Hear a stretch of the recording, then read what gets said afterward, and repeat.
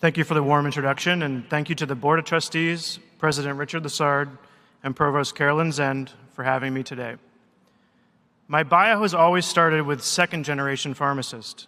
So the story I want to tell today actually starts before I got here. It starts in 1979 when a somewhat more sprightly version of my dad, Leon Parker, graduated from MCP and started his career as a pharmacist. He came from a modest background, put himself through school in Boston, and spent a meaningful amount of that time not studying. A lot of nights at the Cask and Flagon, a lot of time around pool table bars in Boston. So in some ways, a pretty strong precedent was started early.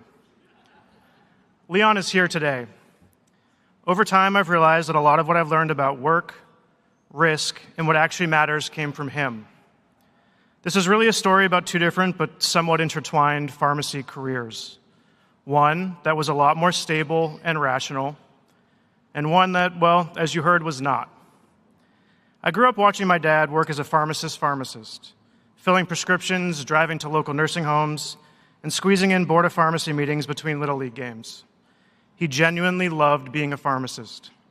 It was as satisfying of a career as I've ever seen up close. With that backdrop, in the fall of 2006, I shipped off to MCPHS. I was not a model student. That's not false modesty, it's just accurate. That said, I was working a lot. Most summers, I had 3 jobs going at once: pharmacy, food service, retail, real estate. I tried a little bit of everything. That part I definitely got from my dad. So I wasn't doing nothing, I just wasn't doing much of what was on the syllabus. To prove the point, I didn't even place in the business plan competition, something I really should have been pretty good at, but I do like to think I still earned a special place in Dr. Furillo's heart. I didn't learn particularly well in a classroom, so I got by teaching myself off of other people's notes in the library. In between, I'd dip over to El Mundo's for a slice of buffalo chicken pizza, which led to frequent visits to the secret 4th floor faculty bathroom. If you never found it during your time at MCPHS, I'm sorry. That was a real upgrade from the library and atrium bathrooms. I've also made it clear to the school that I remain open to discussing naming rights to that bathroom. This approach mostly worked until it didn't. I flew a little too close to the sun in the fall of 5th year and very nearly failed out, saved by Dr. Zeiken, giving me one last shot. So thank you, Dr. Zeiken. I really don't know where I'd be here today without that second chance. Getting here is not easy. It certainly wasn't for me. Graduating from MCPHS was one of the harder things I've done, and all of you should feel really good about being here today. I also remember clearly what this moment feels like. I may not have been a great student, but I was very focused on what came next. For those of you at the top of the class, destined to be incredible healthcare professionals, you'll be fine. And for those of you closer to where I was, you'll be fine too. One of my dad's favorite lines when I was in school was that a C pharmacist makes the same as an A pharmacist. Some might call him an enabler. But his point wasn't that school didn't matter. It was that you shouldn't get so consumed by it that you miss everything else. Over time, I've started to think about that as paying attention to the things you do just because you enjoy them. The things that might feel a little bit like wasting time. For me, that was taking apparel design classes at Mass Art, helping run the business plan competition at MIT, and spending time learning about founders and businesses. None of that looked particularly productive at the time, but it all added up. Whatever those things are for you, the rabbit holes you keep going down, the things that don't obviously map to a career, stick with them. You don't know which of these things ends up mattering. Another thing my dad got right was encouraging me to take risk early. He used to say, as hard as it might feel now, it never gets easier than right after you graduate. You're early in your career, you haven't built up an expensive life, and you usually don't have the same obligations you'll have later. I took that advice to heart, and about 9 months after graduating, I quit my job, moved back to Boston, and started PillPack. The only problem was that job was working for my dad. So after years of him putting me through school and finally being in a position where I could help carry the load day to day, I was basically telling him I was leaving to start something from scratch. Maybe not exactly what he had in mind. But to his credit, he was incredibly supportive. A little less so a few months later when I hired a star employee.